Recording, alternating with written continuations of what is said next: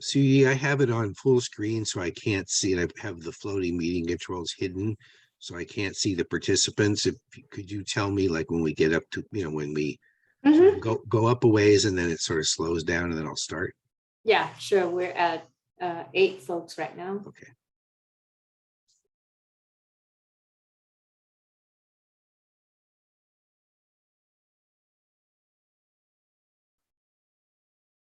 Welcome, everybody. Thank you for joining us. We're almost at the end of this training series, and I think there's one more week, correct, John? Yeah, 2 weeks from today is the last session. That'll be about finance. Awesome. And you guys are almost there. Thank you for sticking with us through this series. And I hope you have found great knowledge and information to help you start your business. We're going to get started in a couple of minutes. Yeah, and the topic today is marketing your business. I'm very happy that we have a guest today, Janice Vu, who has lots of expertise in this area. She's going to be speaking a little bit toward the end of the session about different components of a marketing plan, which is, I think, going to be very helpful. Yeah, and here's a couple of icebreaker questions. For those who are attending, kindly let us know where you're calling from. I think we will recognize some names. And if you attended the Capital Summit last Thursday in Davis, please let us know if you did and what you thought about it and who you're working with. So you want them to put that in the chat? Yes, sorry, please put them in the chat. Terrific. Well, marketing is a very complex topic, so there's going to be lots of information today. There's also going to be some resources. You're going to get a copy of the slides, and the slides have links to some of these resources, which I think can be very useful to you. And I'm going to show them to you briefly as we go through, but when you get it, then you can click on it and work on them and use them. I'm seeing some familiar names here. Thank you for returning.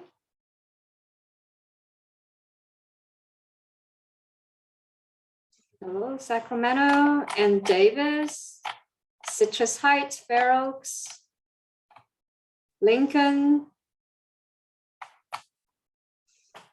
I think we can go ahead and get started.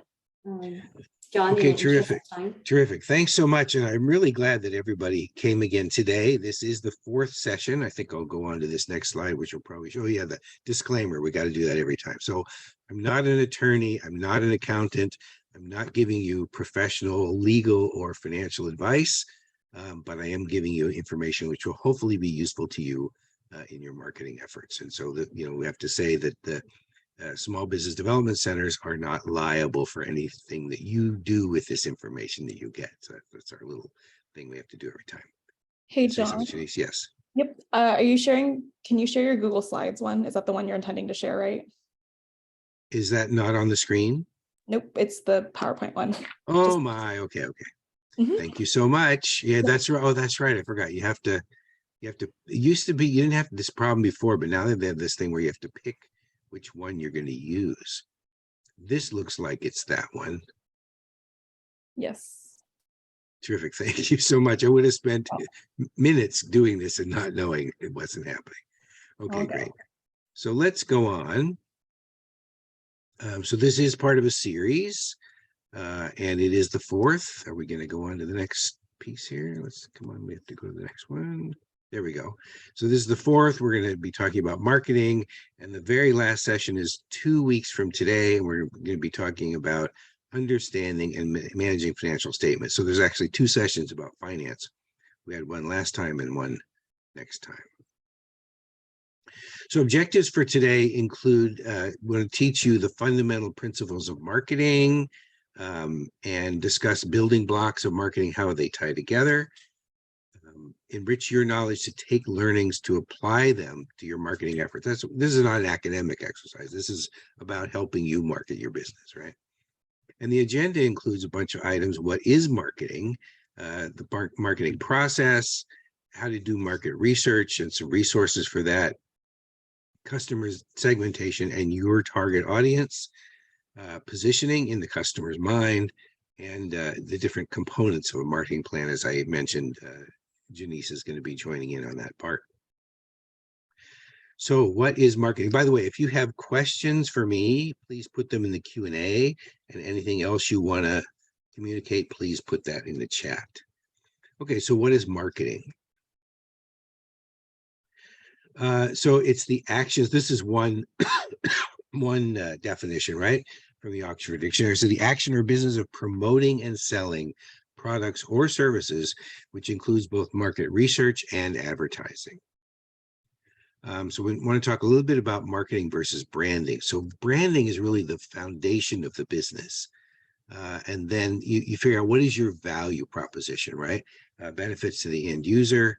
And before I go into marketing, I just want to say, so I used to work for Chiquita Brands International. They were the first company to label a commodity food product, which was bananas. They put a little sticker on the banana that said Chiquita on it. And that was their brand. You know, it's yellow and blue, and there's Miss Chiquita, and they've got this whole thing. They had a song and all this stuff, right? So that was how they got 90%. At one point, they had 90% of the world export market of bananas. So that's their branding. But then marketing is all the stuff that they do to promote that foundation, to promote that brand, like the song, like Miss Chiquita, like a wonderful slogan they came out with, which was Chiquita banana, quite possibly the world's most perfect food. Now, who can argue with that, right? So it's the roadmap to deliver both short-term growth and long-term growth. That's what marketing does. And then you promote the brand's benefits to the users. Okay, it's multifaceted. It's applied psychology, right? It's understanding your customers. That's really key to marketing, because you want to get into your customer's head and get them to think a certain thing so they'll buy your product or service. So marketing needs to be both strategic and tactical. Strategy and tactics have to go hand in hand. So first you, excuse me, terrible allergies this season here. You have to figure out what your strategy is, right? Which includes your direction, what your goal is, what your objectives are. And then you want to move on to your tactics, which are the actions that you take in order to achieve the goal. It's how you execute your marketing plan. So you have to have a strategy first, and then you work on the tactics. And it's also, marketing is also both science and art. So it's a balancing act between the science and the art, and the science includes collecting, testing, analyzing both quantitative and qualitative data and information to confirm your findings, right? What are you learning about your market? What are you learning about your marketing campaigns and how effective they are? And then that can affect your strategy. And the art part, and I do need to hide the floating meeting controls because I won't be able to see things at the bottom. So that means I won't be able to see the chat or the Q&A. Okay, so the art is to engage in creative, exploratory, emotional, and visual artistry. So that's the art part. Let's go to the next piece here. Got to click a different thing to do that. Okay, so there's both messaging and conversations. You can think about it this way, that messaging is the outbound narratives. This is what you say to your audience, right? In whatever way you say it, whether it's on TV or social media or billboards or business cards. That's how you're getting your message out. But then conversational is getting information in from your target audience so you can listen to them, respond to them, and engage with them. So for example, call centers, where inbound call centers are an example of that. Marketing can be and needs to be both quick and slow. So quick is your short-term call to action. There's a time limitation. Stuff like, you know, putting things in social media like 3 times a week or whatever. It's a quick hit. It's about awareness and promotion. And somewhere in here we talk about, you know, buy now, right? That's an example of quick. So slow is more like brand awareness. It's a thoughtful, methodical marketing campaign that creates long-term brand awareness so that you get both loyalty and a relationship with your customers. Once you have customers who feel like they have a relationship with you and they're loyal to you, it's less likely that they'll switch just because somebody else is a little cheaper, they got advertising or something. If they love your brand, like some people, they love Apple, right? I love Apple. And so if you love the brand, it's more excuse me, more likely that you'll stay with them. Okay, so there's also a marketing ecosystem, and there's a lot of different building blocks. So for example, the importance of having these building blocks is not only to have them, but to integrate them together. So they build on each other and they deliver the big picture of your brand and your marketing campaigns. So it needs to be part of an integrative and cohesive ecosystem, which relies on a couple of things: authenticity and consistency. So just as an example, when I used to work with Chiquita, we decided that we needed to create a corporate responsibility initiative. And we had a steering committee and I was on it, CEO was on it. And the first thing we said to him is, this needs to be authentic. We can't just do a public relations campaign and greenwash ourselves and say that we're responsible. We need to actually be responsible. And then hopefully we'll get lots of great publicity from that. And we need to be consistent. We said to him, this has to be your baby from beginning to end. You can't just delegate this to some vice president. And so he led that effort from beginning to end. And we had one consistent message that we carried through, 4 values that we developed, that we promoted, the code of conduct, which had a number of different aspects, which we promoted consistently for a period of at least 5 years, maybe longer. So that's an introduction to marketing. I'm gonna open up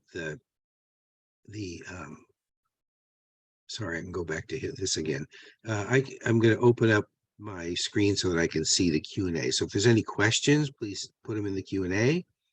And if anybody wants to, put something in the chat to communicate, you can do that too. Okay, next, can we get down to the next one? Here we go.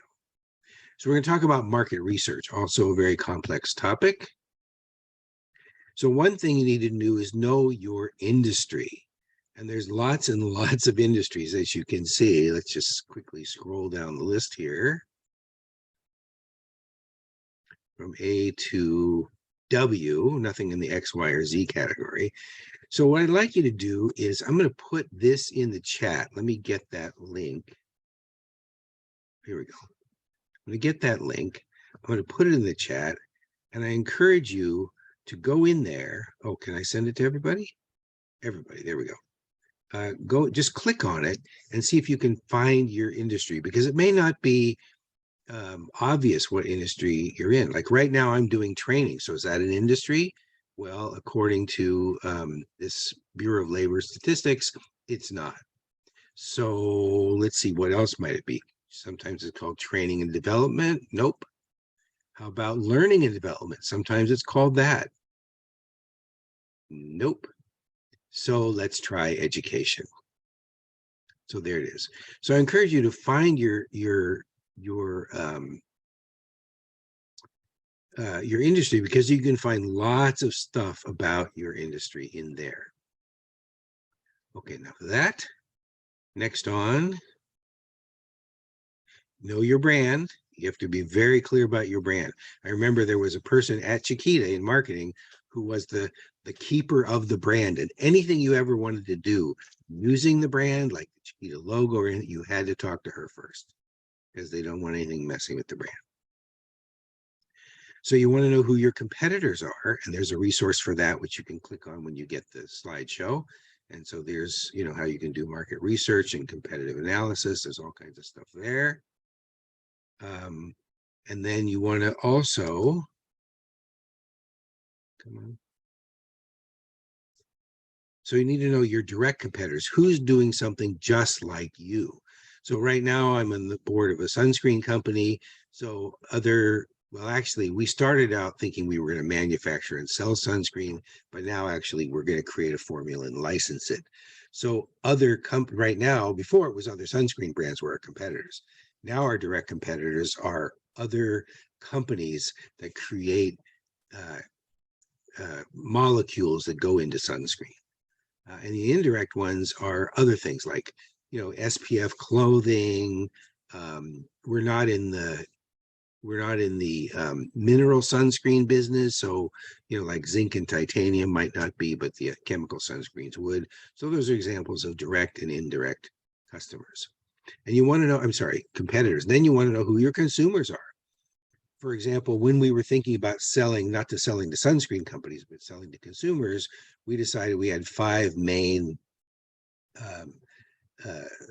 target audiences of consumers: athletes.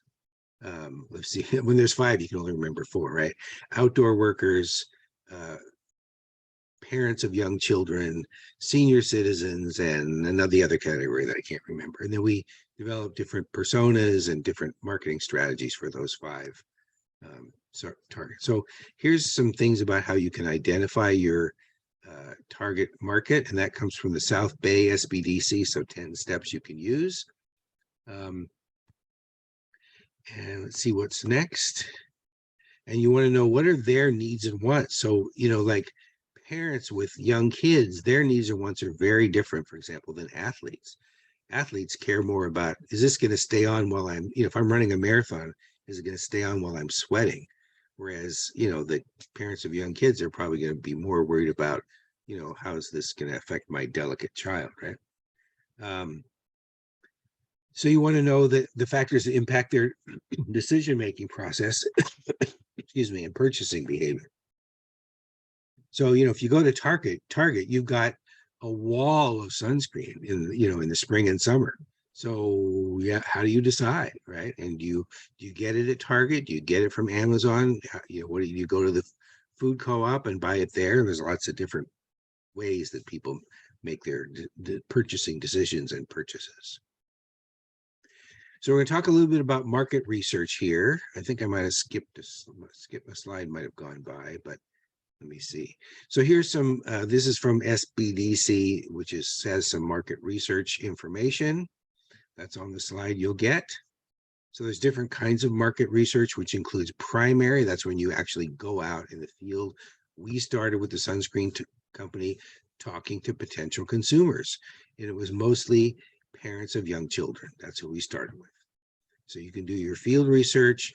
And this is something from one of my former colleagues at SBDC, Dan Casas Murray, who's got this thing about how to ask the right questions. You don't ask, will you buy my product? Because everybody wants to be nice and they'll say yes, but then you go, okay, well, then give me $10. They go, what? Gee, I don't know, right? So there, you have to sort of go at it indirectly. And he explains in that how to do that. So this is where you directly collect firsthand information yourself. And you got control over, you create your surveys with questions you want. You can have focus groups with who you want in them and what you want to ask them. You control all that.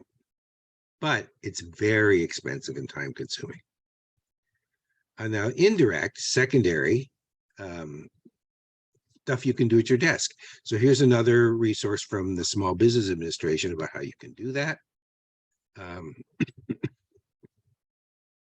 So this is relying on data that already exists that other people already collected. So, and I got to get my meeting controls out of the way. So, but the thing is, you have no control over the, what data is collected, right? But the good thing about it is, can I see that? Can I see it? Come on. Oh, sorry. But it's much more affordable, much easier to get information from your desk than going out in the field. So you can get information from trade associations and the Chamber of Commerce, which is one of the sponsors of this training series, the Davis Chamber, for example. You can get company reports, Gartner and Nielsen, they're just the ones that do the TV ratings. They do other ratings. Gartner is a big research firm. Usually these are very expensive reports. Get information from Google Trends, etc. Things from competitors' websites.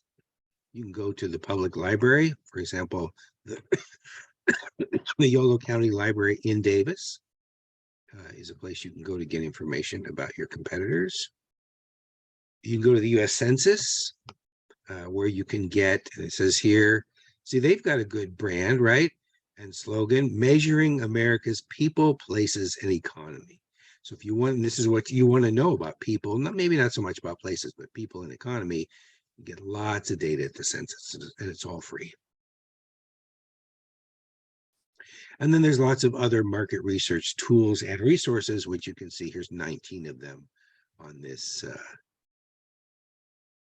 this article right here. And again, all these resources will be in the PowerPoint that you get. So I've done a lot of talking. Let me see if there's any questions. If so, put them in the chat. I'm sorry, in the Q&A.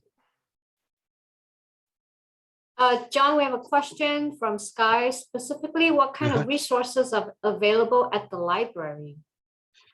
Well, the nice thing about the library these days is if you have a library card, I mean, there's stuff at the library, but if you have a library card, most libraries, you can log on to their website and then you can get access to paid resources without paying because they've already paid. So I don't know, for example, if they have a subscription to Gartner or Nielsen, but they do have subscriptions to some services which can provide you with valuable marketing information that you would ordinarily have to pay for. My suggestion would be to talk to a librarian at your local library. You can call them and say, hey, I want to do market research. You know, what databases or other things do you have that are behind paywalls that I can access through the library, even though I don't pay, and they can give you some guidance there. John, I also like to add that the SBDC network is constantly looking at market research tools to be provided to their advisor team. And one of the tools that they recently acquired, it's called the Vertical IQ. So let's say if you're working with an advisor and you're looking for some market research on a specific industry, by all means, reach out to your advisor and ask if they could, look up your industry and do some of the market research for you using the Vertical IQ. Terrific. And again, it's called Vertical IQ. Yes. That's great. I had not heard of that resource, but it sounds like something that can be quite valuable. So here's some things about the competitive landscape. You want to know who your competitors are and sort of what the landscape looks like. And I'll show you in a minute what I mean by landscape. So again, you want to figure out who the direct competitors are and the indirect competitors. You want to research all kinds of things about them. Like, what is their value proposition? So what are their values and what are their benefits that they offer to consumers? And then what are the key attributes? What do they cost? What's their quality? Where do they distribute? That kind of thing. And you want to create a map that you can see. It's called a perceptual map. You can see where they lay out on the landscape, right? And so that way you can visually see market gaps, meaning opportunities, versus clusters, which is like saturation. So I don't know if anybody's read the book Blue Ocean Strategy, but the idea here is that most companies, if you think of the ocean, most companies are near the shore, and there's all these sharks attacking fish and hopefully not people. And so it's the red ocean because all that blood, right? All that competition. But if you go out into the blue ocean, there's almost no competition out there. And that's where you can make real money. If you're doing something different than anybody else is doing, that's where you can make real money, which is why we're really excited about this formula idea we have for a sunscreen, because we think it's the first safe, effective, environmentally friendly sunscreen formulation. Okay, so that way we would be different than all the other brands on the market right now. And you can reevaluate your current brand positioning in relation to all the competition. So let's take a look at a couple of these. So this is the generic example, right? So you can see low quality, high quality, low price, high price. So you got a cluster up here, you got a cluster down there, you got one right here. So it seems to me you don't want to probably be low quality and high price. That's probably not a good place to be. But looks to me like there's some opportunities in here, right? So you might want to look at these spaces if you're in this kind of a market. So let's look at a couple of specific examples. So here's mass market moisturizing soaps. I buy these, right? I buy Dove. So here's conventional ingredients, and here's natural ingredients, and here's high price and low price. So as you can see, Aveeno is supposedly more natural and a little higher priced. I used to use Ivory, but this stuff just melts away. So I use Dove. So that's a layout there. And I want to show you another one. So this one, I haven't made the landscape yet, but as you can see, if you look at sunscreens, and this is how I started doing my research about sunscreens, it used to be, this is Consumer Reports. And 73 is not sun protection factor. It's not SPF. It's the Consumer Reports rating of all the factors, including SPF in a sunscreen. And so it used to go up all the way to 100, but now I guess they decided that the ones aren't, the market is not as good as they thought. But they start at 73 and they go all the way down into the 20s. And what you can see, and I got to get my meeting controls out of the way so I can see it myself, is the highest rated one is 73 and it's high priced. But right here at 68, Walmart, it's $5. Very effective. You can see UVA protection is just as effective as these 34 and 32 brands. But then you can go all the way down here and you can see, I can't actually see the bottom myself, but California Kids and Badger, those are all of these are chemical ones up here from up and up to the top. But California Kids and Badger are $29 and $15 respectively. They're pretty expensive, but they're not very effective. Only, you can see the UVA protection is low. And here, I can't see it all the way to the bottom, but UVA protection is high, but there's some other problems which you might be able to see and I can't.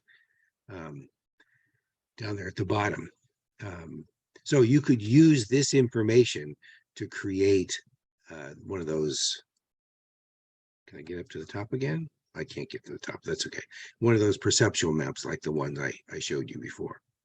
So our idea is to be high quality and relatively low price, more like this one here, Banana Boat.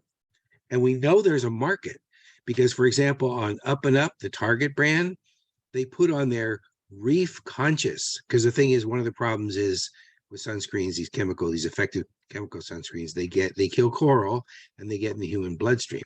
So they put in, some of these brands are now putting reef conscious or reef safe.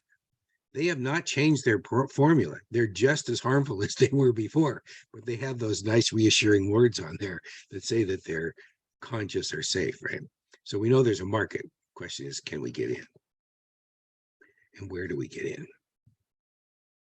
So let's see if there's questions. I'm going to go and take a look at the Q&A. Any questions about where we've been just in the last few minutes?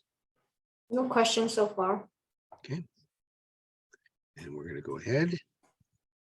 So now we're going to talk about the marketing process. So this is how you develop your brand value proposition, right? I'm going to go into these in detail. Segment the market, target your audience. Here's your buyer, right? You create a persona for each of your major buyers based on, their lifestyle, etc. You figure out positioning, which is where you put yourself in the consumer's mind, which has to do with that perceptual map. And then you talk about the 4 Ps. So please do remember the 4 Ps, very important. Product, price, placement. That's like how you get your product, your message and your product to the consumers, and promotion. So those are the 4 Ps. So I think I should get rid of my floating meeting controls, because at the bottom, it's going to tell me in the chat, please type in one of the 4 Ps that you remember from that last slide. And let's see what we get in the chat. I see we're getting several of them. Oh, somebody put all 4 Ps. And a couple of people put promotion. Okay. So going on to the next slide. So now we're going to talk about how to segment the market and figure out who your target audience or audiences are. So let's take here, the market is Bay Area pizza consumers.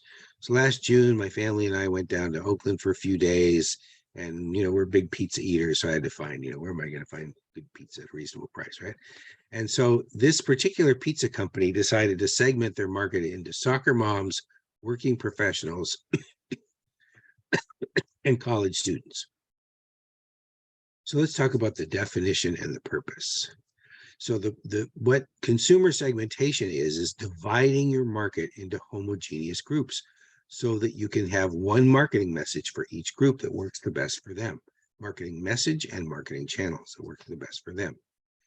So segmentation can be done via these categories. So I'm going to show you what these different categories are. These are important, and I hope you'll be able to take notes or remember what some of these categories are.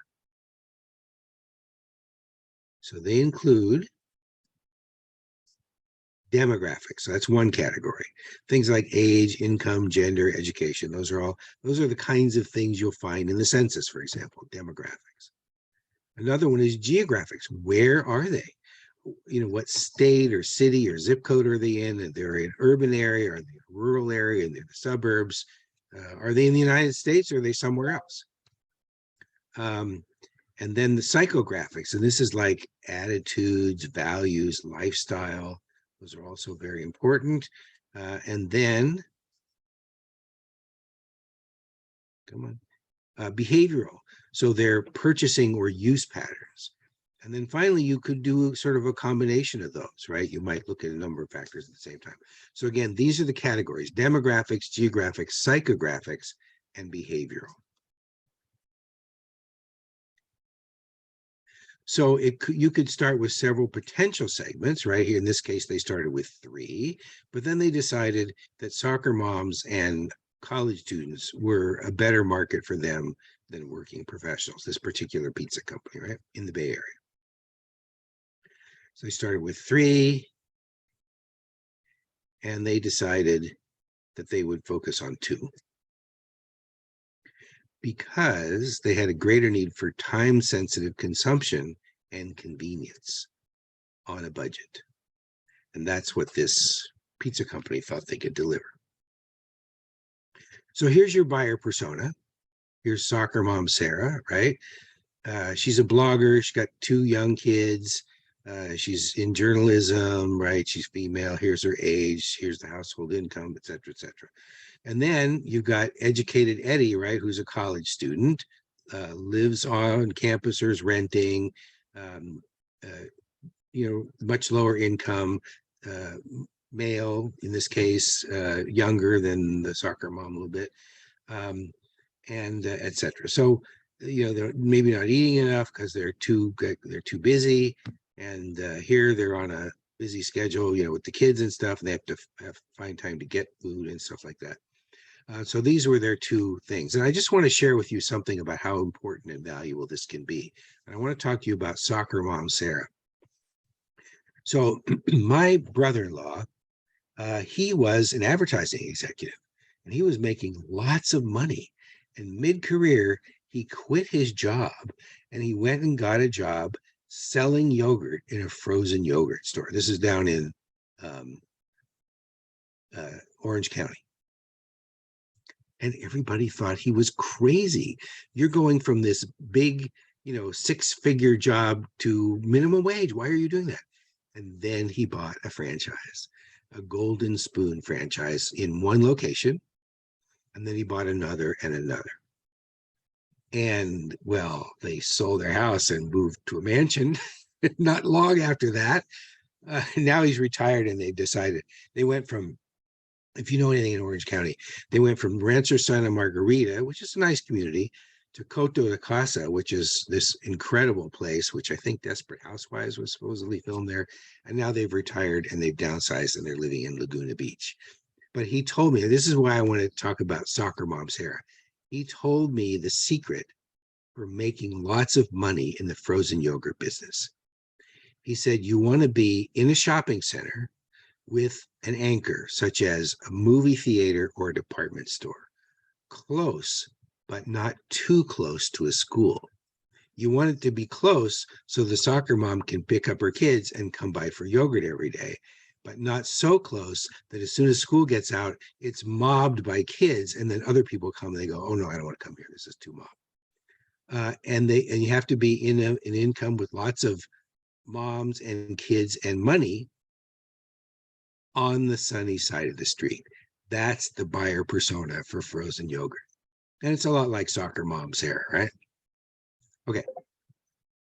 So in the chat, I'd like you to type any one of the categories that you can use to segment the market. Remember, there were 4.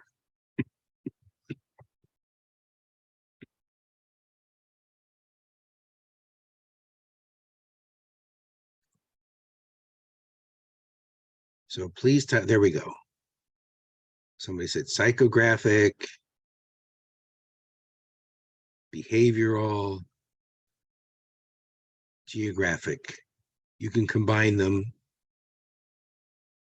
Let's see if we got all 4 here. Demographic, geographic, psychographic, and behavioral, and then you can combine them. Terrific. Okay, let me get back to the slideshow. Let me see if there's any questions at this point.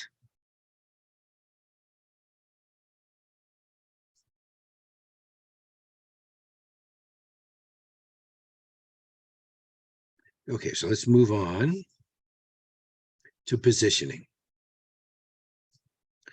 So positioning is what you do to the mind of the prospect. That is how you position the product in the prospect's mind. And you can see that these different brands are trying to get in there, right? Okay, so what you're doing with positioning is you're leveraging your value proposition. What benefits can you offer, and how can you get those in the consumer's mind, your target prospect's mind, in such a way that they're going to want to buy from you and not from somebody else? So it's a subset of the value proposition. It's more focused and it's tailored to a specific consumer segment. So you're going to have a different positioning statement for different consumers. So it's a structured statement, and I do have to hide my meeting controls, that defines the what, the how, and the why the brand is differentiated in the mind of the consumers from the competition. It's not wanting to go to the next slide. There we go. So it's a sentence, and it's used in internal documents, right? In creative briefs, which you give to marketing agencies and freelancers. Or if you're a solopreneur and you're not hiring anybody, then you use it to think creatively about how you want to create your market message. So then the creative people, the marketing people, develop external messaging and marketing communication, all kinds of communication, taglines, copy, advertising, etc. Right? And it's a focused, structured in sentence that includes the following: who's the target audience? What's their pain point? What's the problem that they want to solve, or the opportunity they want to take advantage? What's their frame of reference? What's your point of difference? How are you different than the competition, which could be referred to as your unique selling proposition? What's the benefit that you're going to provide to them? And why should they believe you? That all needs to be in there. And I want to give you a document you can use. And I think I'm going to give this to you a little later here. If not, I'll come back to this. So I'm going to give you an example. So we're going to talk about pizza again. You know, it's lunchtime. Good thing to talk about is pizza. So the target audience is busy, time-sensitive, value-conscious pizza lovers. So this is, the statement is to them who don't have time to cook, but they seek a filling, fast, and affordable meal. The brand, Domino's Pizza, is a national pizza restaurant chain that delivers tasty, hot, affordable pizza to their doorsteps within 30 minutes. Now, while I'm doing this, I want to highlight the word tasty. And I want you to put in the chat, yes or no, if you've eaten Domino's Pizza and you think it's tasty or not. So yes or no, tasty or not. So again, they deliver, it says here, they deliver tasty, hot, affordable pizza to their doorsteps within 30 minutes. So they can save time and enjoy their meal with family and friends in the comfort and convenience of their home, because strong operations and a delivery platform ensure consistent, reliable, fast deliveries. That's the reason to believe. So let's check in the chat and see if people think it's tasty or not. Tons of no. Everybody said no? Yep. Okay. Okay, well, we'll talk about that in a minute. Very interesting that people said no. Okay, I would have said that. But I want to show you 2 commercials that Domino's Pizza did in 2008. and what happened as a result. This is how they were trying to change their positioning in their consumers' minds. So this will take a couple of minutes each.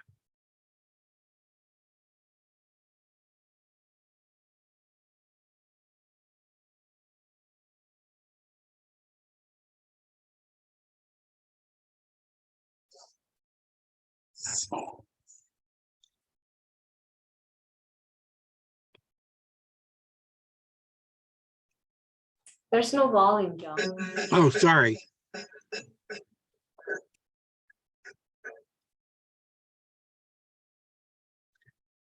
Yeah, I have to, this is another thing now that you have to reshare and you have to select sound. So let's do that and start it again.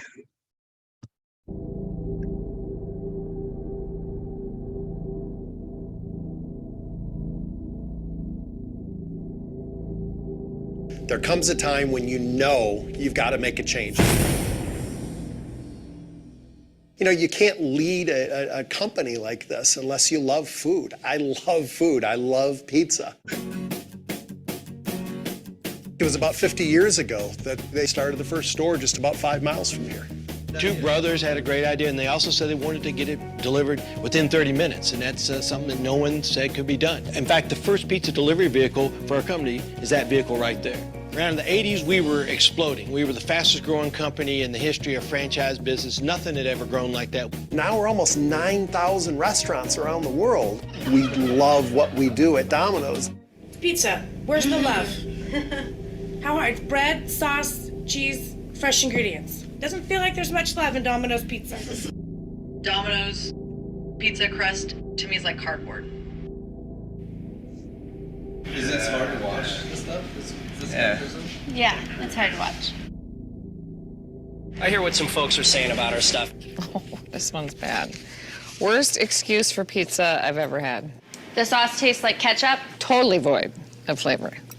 You know what? When you first hear it, it's shocking. The cardboard complaint is the most common one. This we hear over and over and over. I mean, that hits you right in the heart. This is what we've done. This is what I've done, you know, for 25 years now. You can either use negative comments to get you down, or you can use them to excite you and energize your process of making a better pizza. We did the latter. Most companies hide the criticism that they're getting, and we actually faced it head on. Some people didn't get us credit for the taste of our product. That's what we're fixing. We listen to our consumers and they want us to be better and we want them to be happier. We want people to love our pizza. This is what's driving us. This is what's lit the fire under us. This is what's making us want to get better. Who are we?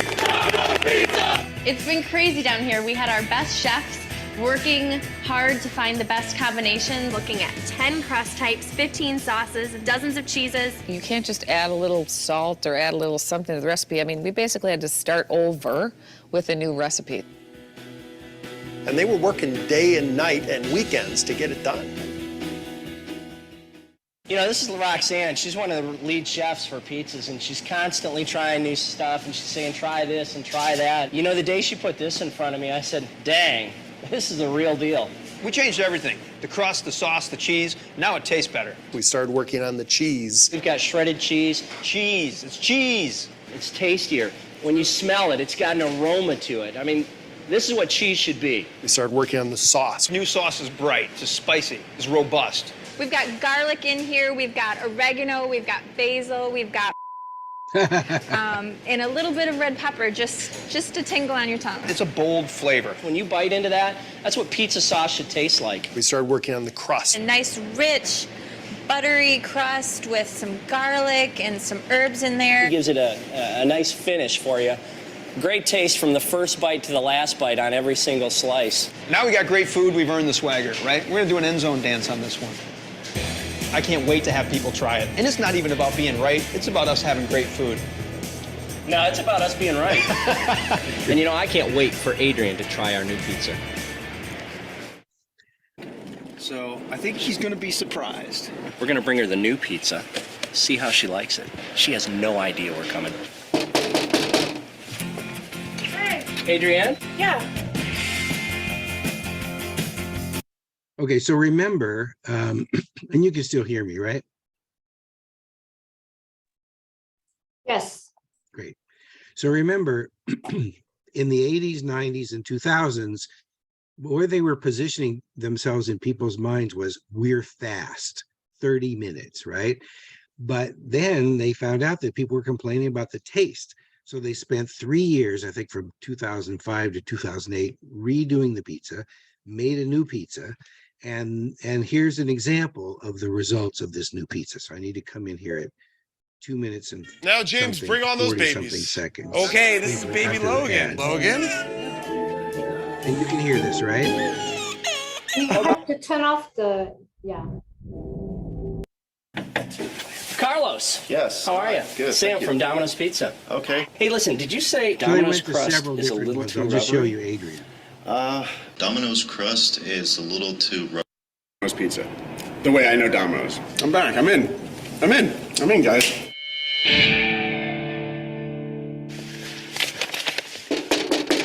Domino's Pizza. Hey, Adrienne? yeah. Hi, I'm Sam from Domino's Pizza. Hi, you ordered pizza? Hey, did you say these things in a focus group? Doesn't feel like there's much love in Domino's Pizza. You said that? Yeah. I happen to bring the head chef from Domino's Pizza. No, you did not. I'm sorry.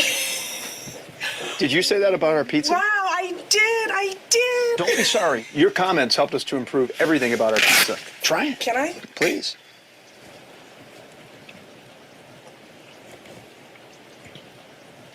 Wow. Some love in there, isn't it? There's a lot of love in there. This is what I was talking about. Welcome back. Thank you. Thank you for making a great pizza, finally. So I used to think that Domino's pizza tasted like cardboard and ketchup. And then I saw the commercials and I said, you know what? I'm going to try it again. Personally, I like it now. Now, maybe other people don't, but if you haven't had it since 2008, you might want to try again. And now I want to show you the result for the company as from doing this.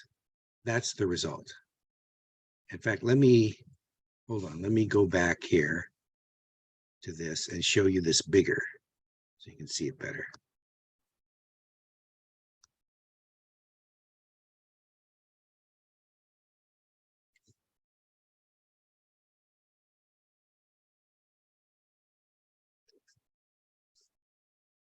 So here was their stock price, which was just above $1, not much above $1, all the way from, like 2000, from 1999 until around 2005.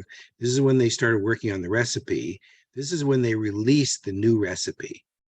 And here you can see their stock price just went through the roof from under 100 to up to 400, like almost straight through for almost 10 years. So, they did something right. All I want to tell you is they did something right. Okay, let me just put that back where it was for next time. And we're going to go to the next thing and we're going to ask if there's any questions. Please put them in the Q&A if you have any questions. Nothing so far. Okay. Okay, so I want to give you this a link here. You'll get it when you get the slides, but I do want to give it to you right now. Let me make sure I'm giving it to you in a way you can edit it. Oh, no, let me give it to you a second. No. You have to view it and then you have to open it and then make a copy of it. So I'll put that in the chat. So this is how you can create this positioning statement for your business. So there it is in the chat, the link that you can use. So again, remember, who's your target audience? What's the problem you're solving? Here's your brand. What's their frame of reference? How are you different from the other ones? What's the benefit to the customer and why should they believe? And I want to go to the next. Oh, that's the thing, not the page. Okay. Okay, so now we're going to get to the marketing plan. And again, I'm really glad to have Janice Boo here because she's going to be talking about marketing plan components. And then I have some more details. This reminds me of a summer camp and their motto is camp is life. All the rest is details. So Janice is going to be sharing with you the life part of the marketing plan components, and then I'll get into the details. So Janice, thanks for coming, and please share your knowledge and experience about marketing plan components. Yeah, awesome. Just to quickly introduce myself, my name is Janice. I am the Senior Growth Marketing Manager at a startup called Incredible Health. And basically growth marketing means that we find the channels that need to be executed in a way to grow our company. And so that's a little bit of everything. So I'm excited to kind of talk about marketing plan components overall. Yeah. I just get to share kind of just like my experience overall? Yes. Yeah. Cool. So one of the most, the first things that people usually ask me with marketing plans is like, how much do I need to spend? And how do I start going about creating a marketing plan? Honestly, I think the first thing that you need to do is think about like, how much are you willing to spend, or how much are you willing to invest in marketing, and think about like the return on investment. So, for example, I have a friend who has a coffee shop, and when they first launched it, they were trying to figure out their positioning and how to reach the market and how to, what should they do? So at first they started selling coffee. They were opening at 8 o'clock and their sales were kind of like plateauing. And so we had to think about, what is our goal in order to reach more customers? Who are our customers? And, what do you want to sell to them? What are like products that we can sell for a return on investment? So one of the things that we identified was, we want to reach more people, and people who come to the coffee shop are usually the people who are at the gym across the street. So they're early, they wake up a lot earlier, they need coffee at all times of the day. So thinking about how to market to them, and also opening earlier hours. And the second thing was thinking about what audience was coming in. So they had a lot of like students who were coming in to study, who would buy little things, but the bulk of their sales would come in from families. And the one thing I mentioned when I was looking across their products and their pricing is that they didn't have any non-caffeinated drinks. And I was like, you have an opportunity to provide something that's non-caffeinated that would increase your average order value for kids, and because they didn't have anything. So they ended up selling lemonade was my suggestion, and they made different variations of lemonade, which actually became one of their top sellers and something they still sell today. And so in order to market that, they started having, half off sales on Wednesdays. They started pushing it on Saturdays when families would come out to like train their baristas to upsell the lemonade. And so then they were able to hit kind of like the sales goals in order to break even in their business. Another example of just how a marketing plan can like make or break your company. I'm working at a startup right now. We plan our quarters in advance. And the way that we assign like a budget is we think about where we want to grow. So for example, if we have goals to hit 10,000 users and then increase that by 10% every single month, we know that we have to spend X amount of budget in order to reach them on paid channels.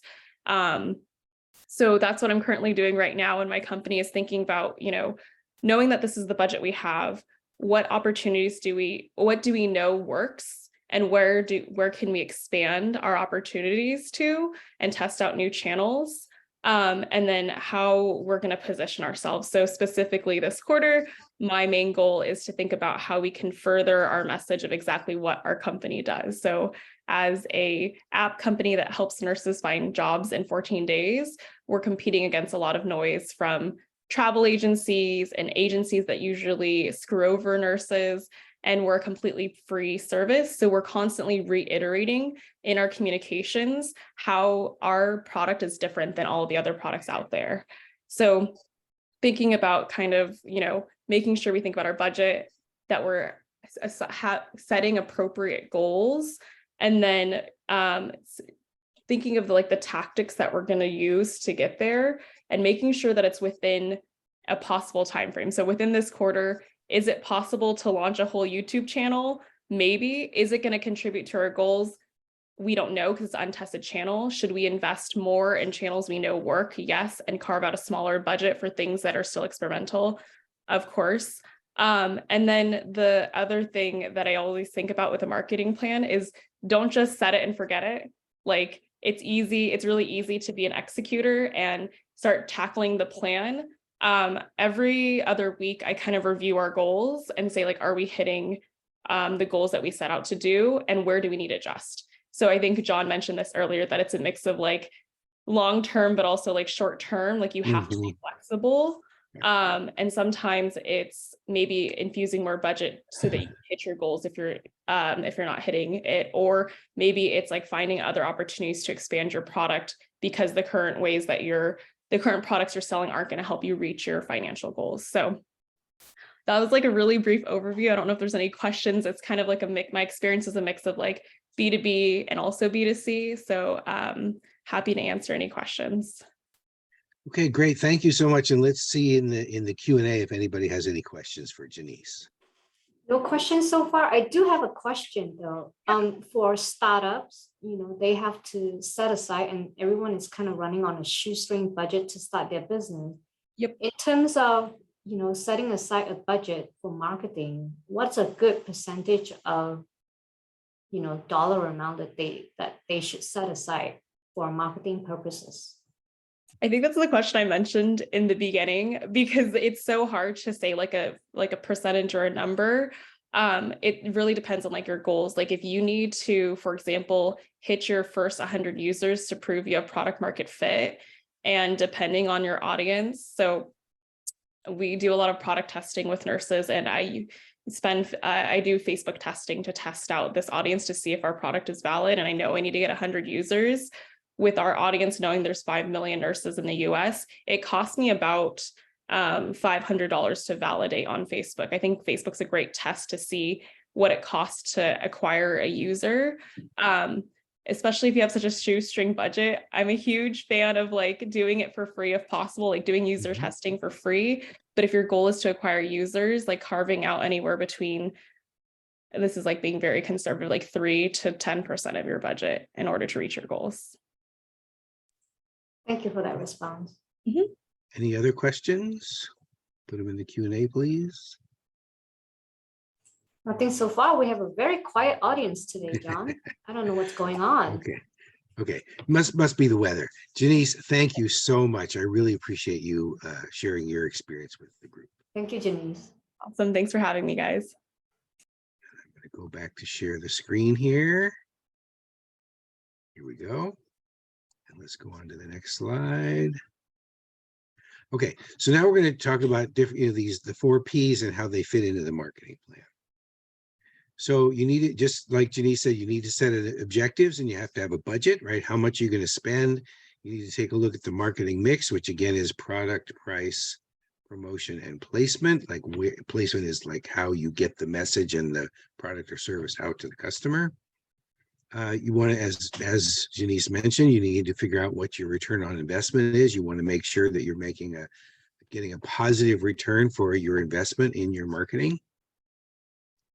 And you have to figure out your timing and a calendar. Like you don't want to just throw it all out there. You want to know, like, are we going to put something on social media once a week? When are we going to roll out this new campaign, et cetera, et cetera. So we're going to talk about product and pricing, those two first.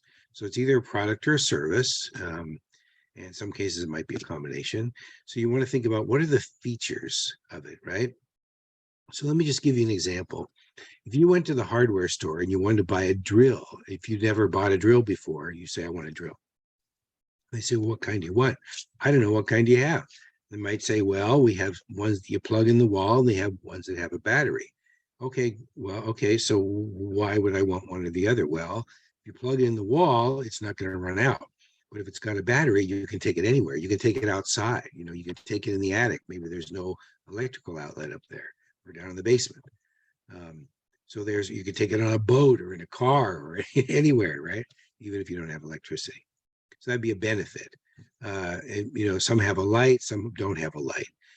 Some of them are reversible and some of them are not. Well, it's nice if it's reversible, because if you make a mistake, you can, with a screw, you can, unscrew it pretty easily. Looks like we got a question. Let's see if we do.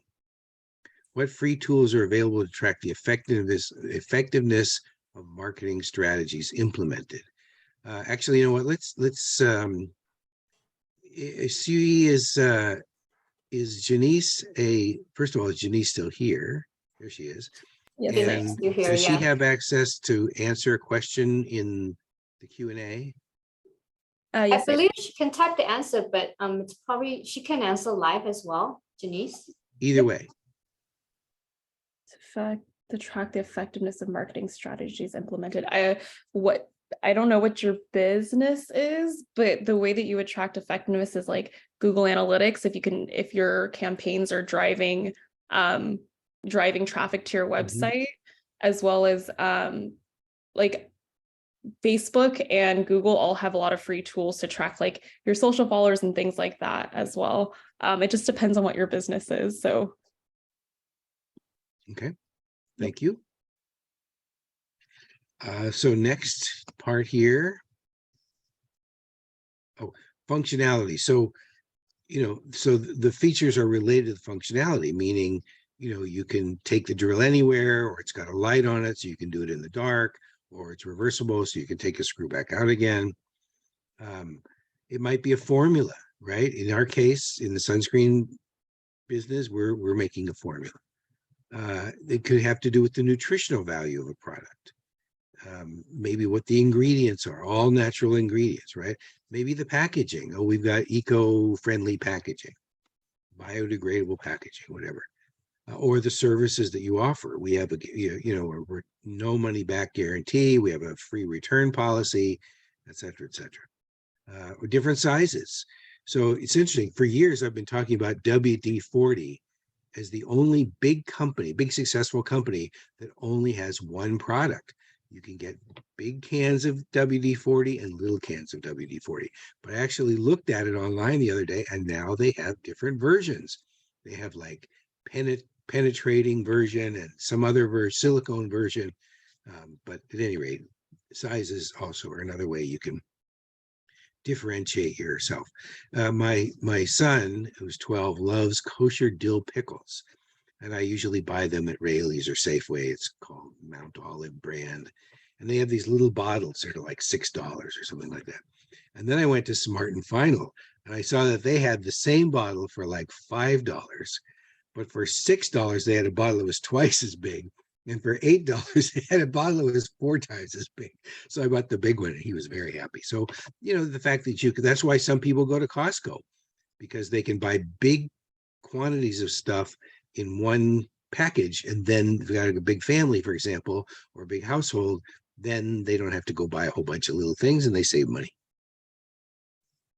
So pricing is another issue.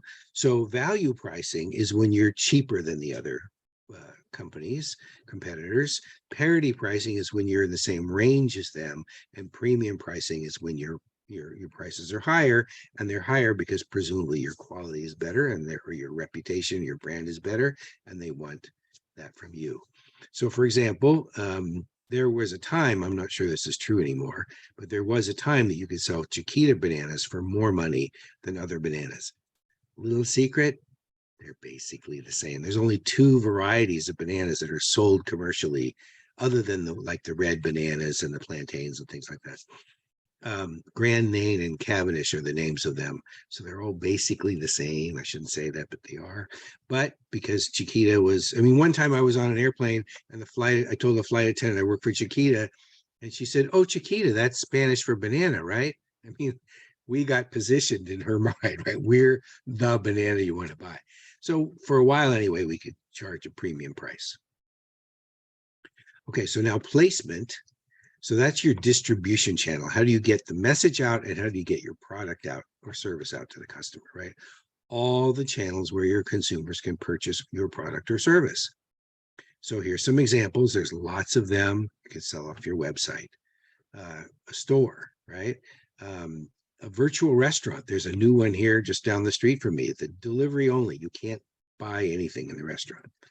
A food truck, special events. You can only get it. Or maybe some things you can only get it there, or maybe that's one place you can sell. Farmers markets, marketplace platforms. You can have like Grubhub or DoorDash, so you can buy through them. Or if it's a product, not food, it'd be more like Amazon or Facebook or Walmart, things like that. apps, you can have an app. And see if there's any more here. Local boutique shops. So there's lots and lots of different distribution channels. And what you need to do is figure out the ones that are the most effective for your product or your service, right? And of course, supermarkets.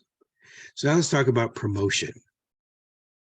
Okay, so you think about promotional tactics that derive awareness of your product and revenue from selling your product or your service. This is what I mentioned before, a call to action. Act now to save. And actually, I usually am pretty resistant to that kind of thing, but I had been thinking about joining Business Networking International. It's like a referral networking group for a number of years. And I was getting close to making a decision. I hadn't quite made a decision. And I got on the video call with somebody from BNI. And she said, if you pay today, then you can get $100 off. And I just went, well, okay, I'll do it, right? So this is an example in which it worked. And even for a consumer who's usually pretty resistant to that kind of thing. Promotional tactics, buy one, get one free. Skechers, right? Pay less shoes, buy one, get one free. Or 25% off for friends, family, early bird specials, etc. I have a friend who owns a plumbing service, and all you have to do is tell people that you're a friend of his, and they'll give you 10% off. They don't know if your friend is or not, right? He's got a lot of friends. Okay. So promotional vehicles include things like coupons, right? There's actual physical coupons, and there's like electronic ones like Groupon. And then direct mail marketing. Oh my God, this realtor, I just can't get him to stop sending me stuff. Door hangers. I do get people who come by, and sometimes I'll put like a pizza door hanger on my doorknob. At events, right? You can go to an event and there'll be like a booth, and they've got, their publicity there, their marketing stuff there. Newspaper advertising still exists, magazines too. Social media, obviously, that's huge. Search engine optimization, where you make sure that the content on your website is going to be the kind of thing that your customers are going to look for. So they look for it, they're going to find you. Blogs. I think I have to get my meeting controls out of the way here. Oh, wrong thing. Sorry. Have to get that out of the way.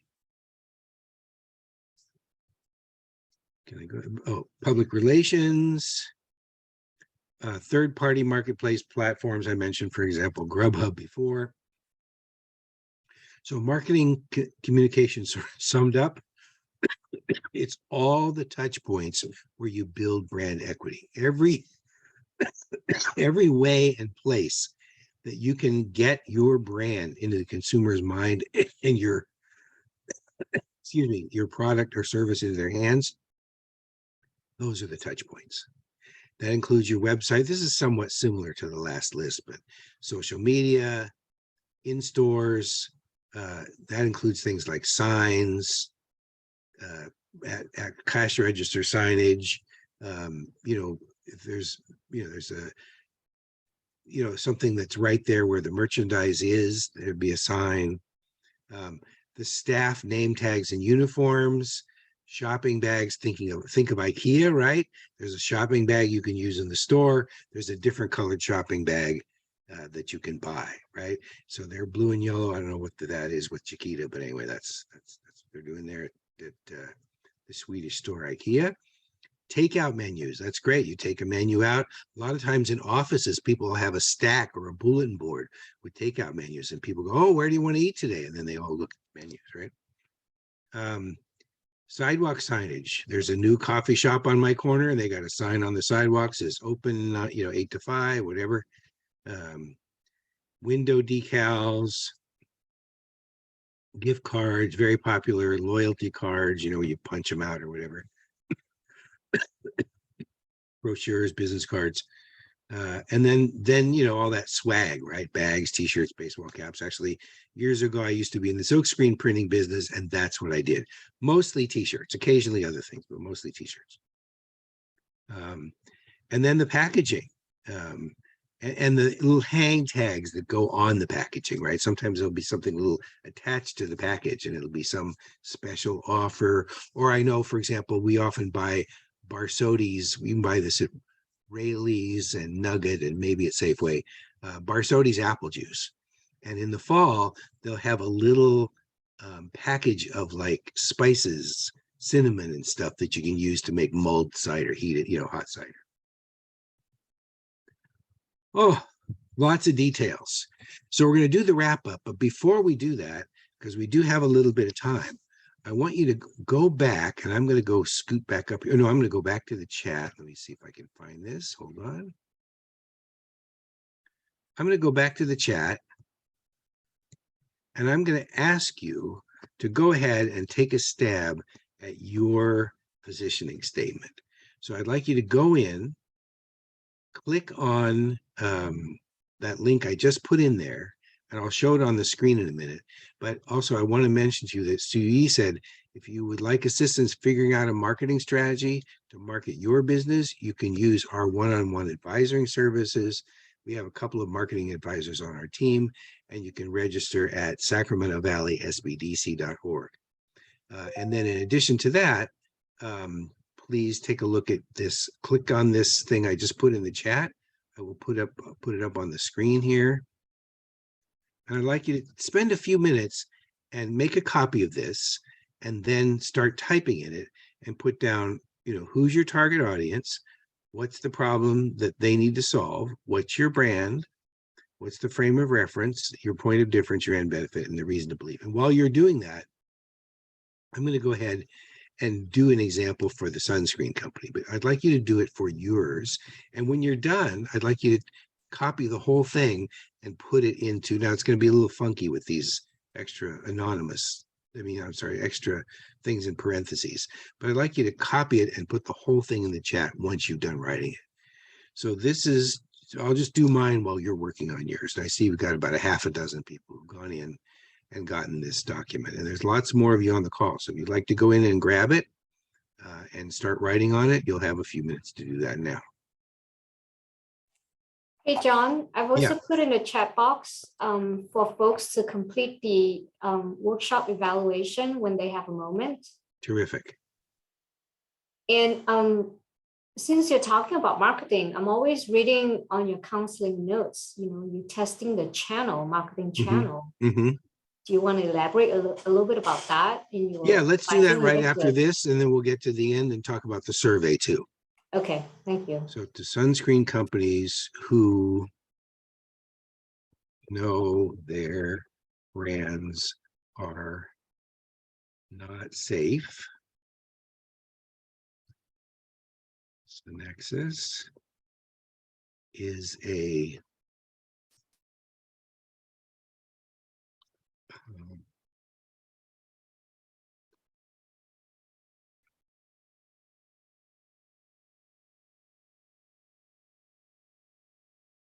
actually, if you take out, once you're done, if you take out these things with the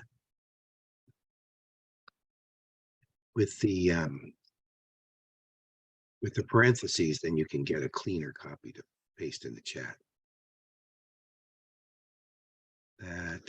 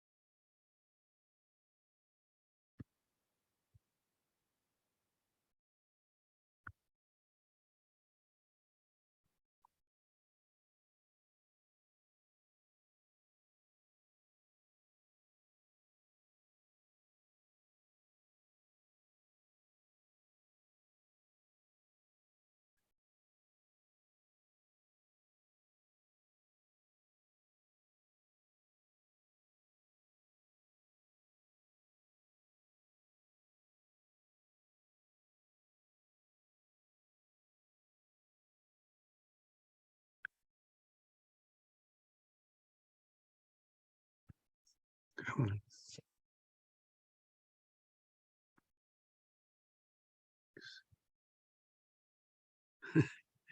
All right. I can't spell my own sunscreen brand. That's a problem.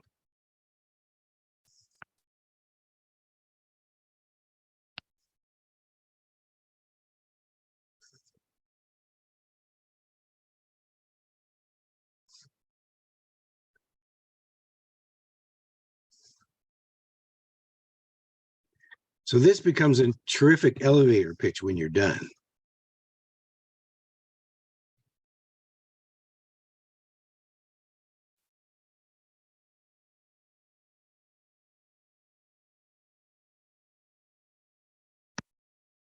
Okay, there we go. So there's mine.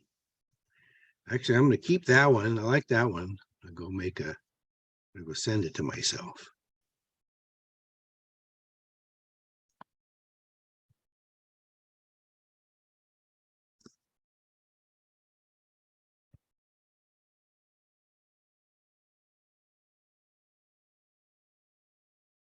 But now I've got to revert back to the old version because I don't want to lose. I want people to be able to use this in the future. Oh my God. Take me a little bit of time. So if you're done, if you've done all this and you can paste it in the chat, let's see what you've got. Let's read a couple of them. I should have just done, sorry.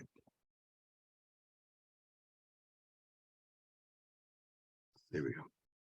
There's the original version back. Let's see if anybody has put one in the chat. Oh, here's one. So Valerie put, oh, I'm sorry. I just saw your thing about the blank form. Let me go ahead back and post that again.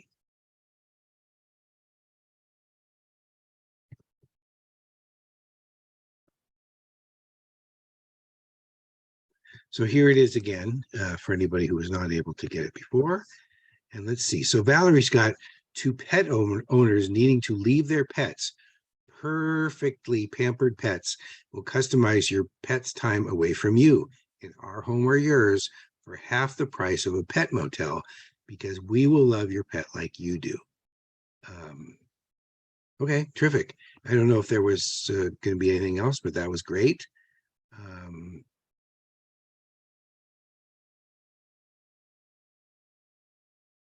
Okay, I think we're just checking to see if there's anything else here. Anybody else ready to post theirs in the chat? We can take a look at it before we finish up.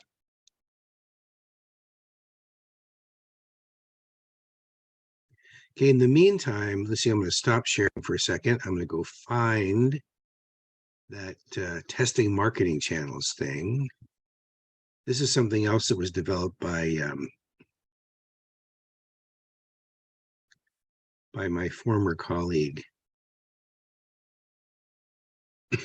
Dan Cassisbury. Let me go find it.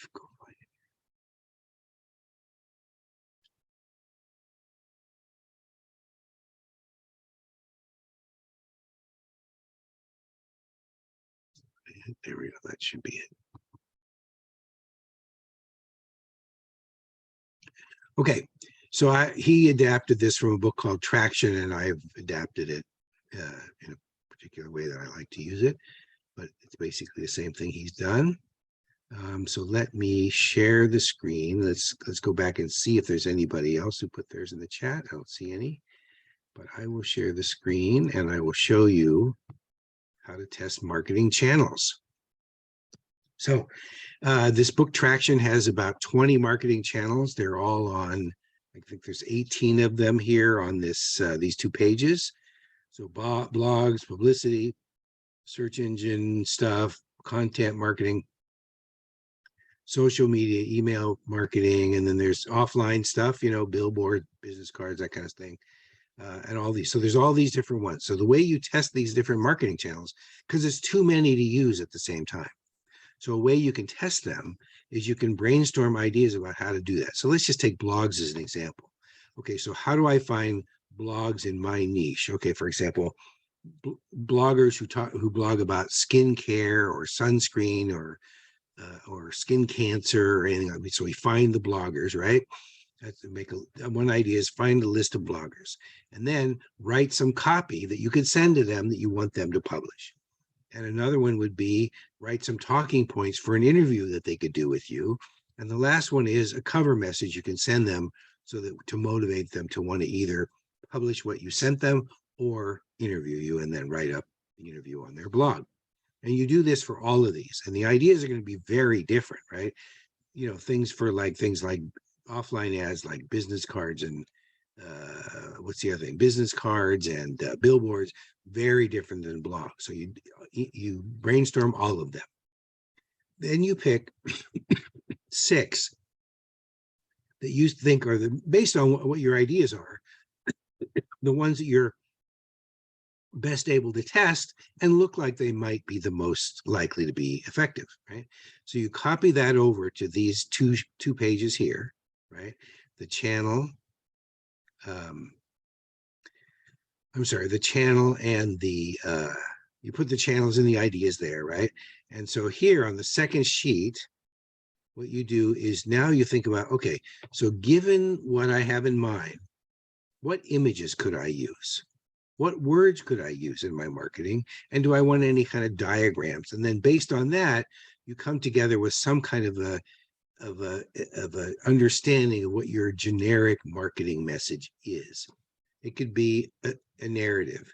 It could be an outline. It could be a you know, something that you draw or a mind map or something, whatever works for you.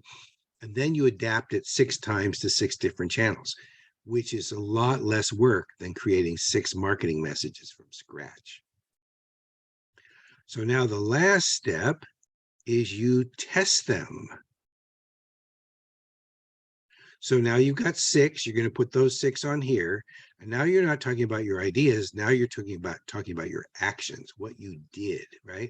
So let's say I put blogs and I sent it to 7 bloggers. And and one thing I sent to them was the copy that I want them to publish. And the other one was the talking points that I want for an interview. And here's how much it cost me. It cost me X number of hours times Y dollars for an hour, whatever you think your time is worth. And then maybe I hired a marketing person, maybe I hired a photographer, a videographer, maybe I hired a graphic artist. And so you figure out the total investment that you made to test the channel, and then you look at your return. So let's say your return was, I sent it to 7 bloggers, 5 of them published it. And one of them said, I'll publish it, but you have to give me Z amount of money. So you gave them that, that's in the investment column. And then of the 5 blogs that it was published on, 123 people clicked over to my website. Great. Of those 123, 42 of them interacted with my website. They either went to multiple pages or they liked something, or they sent me their email address. 21 of them sent me their email address and I followed up. 3 of them bought from me. They bought my product or they hired me for my service, and I made a certain amount of money from that. Now you compare the investment with the return. If it's a positive return, great channel, especially since this is your first try. Even if you broke even or got close to making a profit on your first try, it might be worth using again. But if you put in a big investment and you got no return or almost no return, probably not a good channel for you, at least not for now. So you test 6, maybe you get a couple good ones, you test another 6, a couple more, and by the time you're done, you now have a handful of channels that you have evidence are actually going to work for you. And now you can focus your marketing resources, time and money into those marketing channels to make your business a success. So I hope that's helpful on that topic. And again, that's from my former colleague here, Dan Casas Murray. So let's go back. Let's see if there's any questions or comments before we wrap up. No questions. Okay. Okay, so here's what we talked about, right? Market research, your value proposition, segmenting the market, which is your target audience, creating a buyer persona, positioning yourself in the buyer's mind, that particular target audience's mind, and making sure that you've got the right product at the right price, placed in somewhere where they can buy it from you and promote it in a way that they're going to do that. So that's almost the end. Some takeaways. Like you got some, hopefully you got some actionable items. Hopefully you've got something useful from that positioning statement and all those other links that are in this slide deck that we're going to send you. And do want to encourage you to please take the survey. Is that already in the chat, Sui, or are you going to send that to them? I am going to repost it in the chat. Great. So I please think do there take. was a question earlier. I'm sorry. Sky was asking if you can repost the blank form. I'm not sure, Sky, if you were able to save it since then. Yeah, I did that and I will do it again. Okay. There we go. And then there is a plug from Valerie to pet owners needing to leave their pets. Perfectly pampered pets will customize your pet's time away from you in our homes or yours for half the price of a pet motel, because we will love your pet like you do. Yes, that was her positioning statement. And I thought it was a great job.